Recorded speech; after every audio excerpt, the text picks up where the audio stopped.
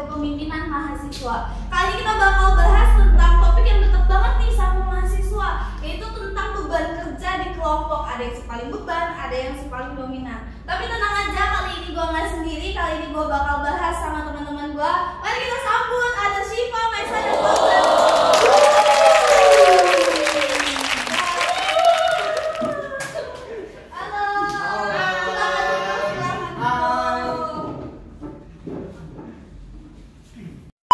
Sebelum kita lanjut lebih lagi untuk podcast kita kali ini, ada pepatah yang bilang tak kenal maka tak sayang. Sebelumnya kita izin perkenalan diri dulu. Ada gue Nadia, ada temen gue Syifa, ada Mahesa, dan lagi ada Fauzan. Kita adalah sekelompok mahasiswa ilmu komunikasi semester 4. Kita di kampus Institut Bisnis dan Komunikasi Surabaya. Kali ini kita mau bahas dulu nih tentang cerita-cerita dari teman-teman gue yang mereka tuh kayaknya ngalamin sendiri gitu. Coba dong Mahesa sharing gitu, pernah gak sih ngalamin sendiri gitu orang-orang yang beban, yang gak punya tanggung jawab? Tuh, itu mah udah makanan sehari-hari. Udah bosen banget sumpah kayak orang kayak gitu. Baru nih ya kemarin kita bikin ke presentasi nih ya. Terus dari materi, dari PPT, ngerjain itu cuma beberapa aja. Nah sisanya tuh gak tahu kemana. Lihat di grup tuh nggak pada jawab, di Japri juga nggak pada bales. Aduh, ya, kayak iya gitu. sih, gak sih orang kayak gitu tuh harus diapain ya? Terus ditelan lagi kayaknya ya. Iya, harusnya sih sampai sekarang. Pasti kasih saksi nggak sih? Iya, Tapi ya? pasti nilainya beda ya? Iya. Nah, coba kalau misalkan Fauzan, lu pernah nggak sih Jan kayak gitu, KS? Aku Jan lu sendiri banyak. Iya nggak sih? Nah, gue juga pernah tuh pas H-1, pas mendekati deadline, itu kelompok gue malah anggota itu malah pada ngilang gitu. Dan giliran nilainya udah dibagi aja, nanti dia baru pada muncul gitu. Dan yang lebih gilanya lagi, itu nilainya malah dibagi rata gitu. Itu mah Bahas benar-benar banget sih itu ya. aneh banget ya sih, kasihan yang Jan. Lapor kasih nggak bisa.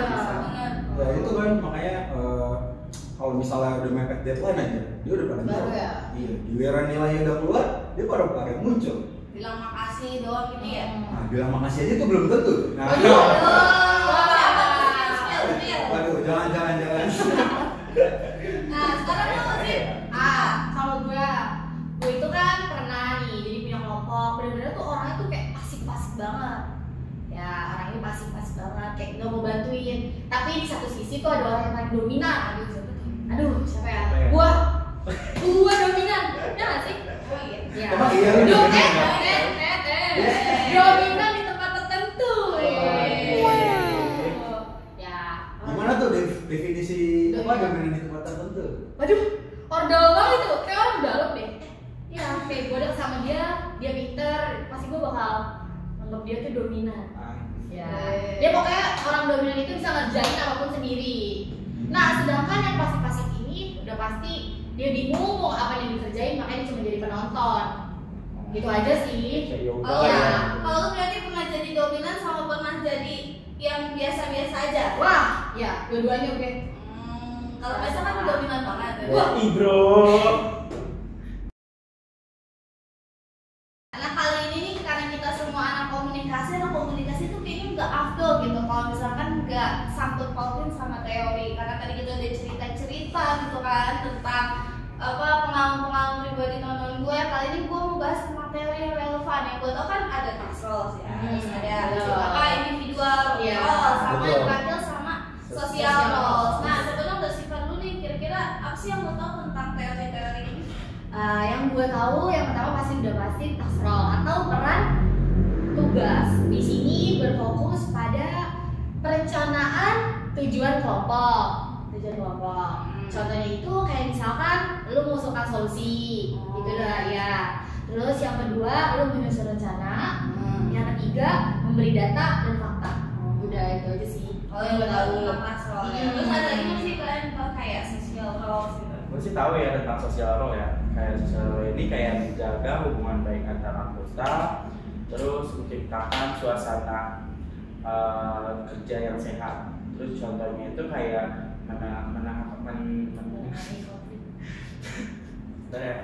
menengahkan konflik, terus memberikan semangat kepada semua anggota, terus mendorong semua anggota itu untuk ikut terlibat dalam anggota yang sehat. Kalau lu Jan, lu tahu apa nih kira-kira dari teori ini? Nah, ada juga tuh namanya teori individual roles. Nah, jadi di teori itu dia tuh lebih mementingkan teori ini. Itu tuh lebih mementingkan kepentingan pribadinya gitu daripada kepentingan kelompoknya. Jadi itu sehingga dapat mengganggu lah kerjasama kelompok itu sendiri gitu. Contohnya tuh mungkin ya yang pertama tuh bisa mungkinlah mencari perhatian, dan mungkin yang kedua tuh bisa jadi mengkritik tanpa kritikan yang membangun gitu. Dan yang ketiga pun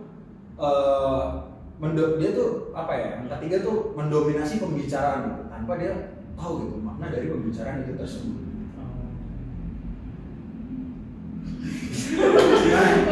Oh, berarti ini kayak teori-teori ini kayak ada ininya masing-masing ya, pengetahuan sendiri kayak. Tapi menurut gue sih yang paling oke dari taksel ya, semuanya punya peran masing-masing. Iya, karena juga ada berfokusnya. Terus kalau individu tuh kayak ngeri gak sih kayak tadi ya, dominasi. Jadi gak sehat apa? Iya benar. Jadi kayak orang tuh dia merasa yang paling dibutuhin gitu gak sih? Selalu nyari atensi dari orang lain. Iya. Terus kalau sosial tadi apa tuh? Jaga hubungan. Oh, dia kayak istilahnya extrovertnya gitu kali ya? Iya. Ya bisa jadi. Iya. Dia penengah dari semua itulah. Iya, benar-benar. Nah, kali ini kita udah bahas teori ya, ada relevansi ya sama yang tadi cerita-cerita. Kalau misalkan tadi teori-teori kan kayak ada task role, social role, sama individual roles gitu kan. Nah, gue pengen tahu dong kalau misalkan kalian tuh solusi tips kalian tuh dari teori-teori tersebut tuh kayak gimana sih? Nah, mulai dari Shiva deh, menurut lu gimana nih solusi sama tips? Oke, kalau dari gue sih solusinya gampang apa aja ya. Yang pasti yang pertama kalau bisa dari awal terbentuknya kelompok tuh udah dibuat kayak misalkan tugasnya masing-masing, biar jadi nggak ada kayak antara kelompok satu sama kelompok dua tuh kayak merasa gimana ya? Kayak kurang pekerjaan, pokoknya udah itulah, udah ada tugas masing-masing. Terus yang kedua itu udah pasti ada komunikasi terbuka antara antara satu dengan yang lainnya. Udah itu aja sih kalau gitu. Kalau misalkan Ojan nih, menurut lu gimana sih Jan?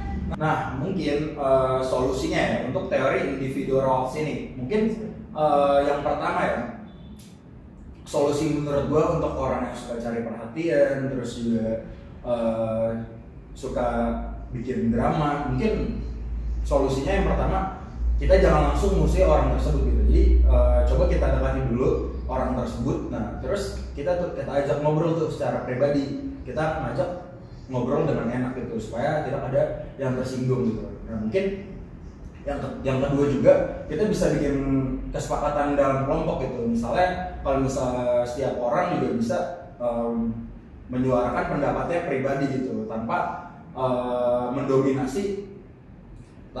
mendominasi pembicaraannya dia sendiri. Dan mungkin ada juga yang ketiga, kita juga bisa mengalihkan energinya orang itu tersebut gitu. Misalnya dia bisa menjadi moderator atau bisa menjadi presentator gitu. Bahkan dia sendiri juga biar tetap dilihat dengan cara yang positif gitu. Jadi kita nggak bisa menyalahkan dia juga, tapi kita dari solusi nih bagaimana untuk orang-orang yang mempunyai karakter seperti itu gitu. Jadi bisa jadi lebih positif gitu ya. Betul. Konteksnya negatif. Kalau menurut lu Nahes, menurut lu gimana sih? Kalau menurut gue nih ya, jangan pernah menganggap jangan pernah anggap remeh peran sosial. Kadang kita itu kayak terlalu fokus buat kerjain kelompoknya sampai kita lupa kalau suasana kelompoknya itu lebih penting gitu. Terus dukung juga mereka dan libatkan juga dalam mengatur dinamika, bukan cuma kayak tugas harinya doang gitu loh. Itu juga, jadi intinya itu setiap kelompok pasti punya dinamika. Tapi kalau kita tahu perannya masing-masing dan tahu cara menyikapinya atau mengaturnya, jadi kerjanya itu jadi jalan dengan lancar. Jadi kalau Naes nih yang gue tangkap kayak sosialnya ya. Jadi gimana satu orang sama yang lainnya tuh gimana bondingnya gitu ya. Oke, kali ini kita udah bahas tips-tipsnya misalkan kayak tadi ya, kayak misalkan ada yang beban lah, ada yang paling individu, yang paling menonjol, jadi itu punya solusi sama tipsnya sendiri gitu. Jadi nggak harus semuanya dianggap negatif. Jadi tergantung orangnya sih ya mau berubah atau enggak gitu kan. Setuju. Kalau orangnya nggak berubah ya sama aja rasanya. Gak kerasa kita udah di penghujung podcast kita kali ini, dan rasanya kita sedih banget gak sih mau berpisah sama teman-teman semua. Ya sedih banget kan. Nah, sebelumnya aku mau ngucapin terima kasih banyak buat teman-teman yang sudah hadir dan ngisi acara di podcast kali ini. Terima kasih banyak. Dan juga terima kasih kepada teman-teman penonton semua yang sudah nonton kita dari awal sampai akhir. Semoga ada ilmu